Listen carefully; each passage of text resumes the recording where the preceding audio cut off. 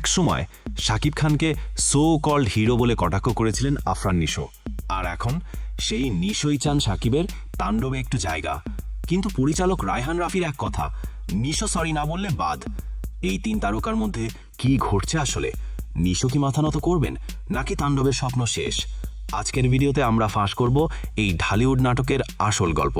শেষ পর্যন্ত সাথেই থাকুন। চলুন ঢুকে পড়ি ঢালিউডের এই হাই ভোল্টেজ নাটকের জগতে।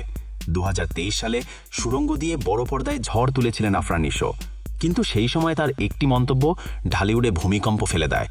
নিশো শাকিব খানকে সো কল্ড হিরো বলে কটাক্ষ করেন, এমনকি তার ব্যক্তিগত জীবন নিয়েও উড়িয়ে দেন কথা। এটা শাকিবের ভক্তদের মধ্যে আগুন জ্বালিয়ে দেয়। সেই নিশোকে এখন তাণ্ডবে একটি ক্যামিও রোলে চান পরিচালক রায়হান রাফি, কিন্তু ভক্তরা রেগে আগুন।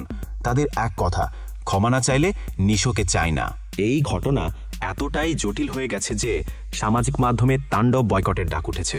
শুধু ভক্তরা নন, শাকিব খান নিজেও নিশোর ক্যামিও নিয়েছিলেন পুরোপুরি অনিচ্ছুক। তিনি জানতেনই না যে নিশোর অংশের শুটিং শুরু করেছেন। এই ধোঁকা শাকিবের জন্য ছিল একটা বড় ধাক্কা। এই পরিস্থিতিতে মুখ খুললেন পরিচালক রায়হান রাফি। সম্প্রতি একটি ভাইরাল অডিওতে রাফি স্পষ্ট বলেন, নিশো যদি শাকিব ভাইয়ের কাছে সরি বলেন তাহলেই কেবল তার ক্যামিও থাকবে, না হলে বাদ।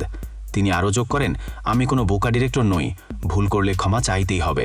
অর্থাৎ বলটা এখন নিশোর কোর্টে, ক্ষমা চাইবেন কি চাইবেন না, আর শাকিব কি তাকে মেনে নেবেন, নাকি এই নাটক তাণ্ডবের ভবিষ্যৎ নষ্ট করে দেবে? সোজা কথায়, নিশোর ক্ষমা এখন তাণ্ডবের টিকিট। আপনি কি ভাবছেন, নিশো কি সত্যিই মাথা নত করে শাকিবের কাছে ক্ষমা চাইবেন, নাকি শাকিব বলবেন নিশো ছাড়াই তাণ্ডব হবে ব্লকবাস্টার? কমেন্টে আপনার মতামত জানান। শাকিব না নিশো, কার পক্ষে আপনি? এমন রোমাঞ্চকর ঢালিউড গুঞ্জন পেতে ভিডিওটি লাইক করুন, চ্যানেল সাবস্ক্রাইব করুন আর বেল আইকন টিপে দিন। আপনার সিনেমাপ্রেমী বন্ধুদের সঙ্গে শেয়ার করুন আর ঈদে তাণ্ডবের ঝড়ের জন্য তৈরি হন। পরবর্তী ভিডিওতে আবার দেখা হবে।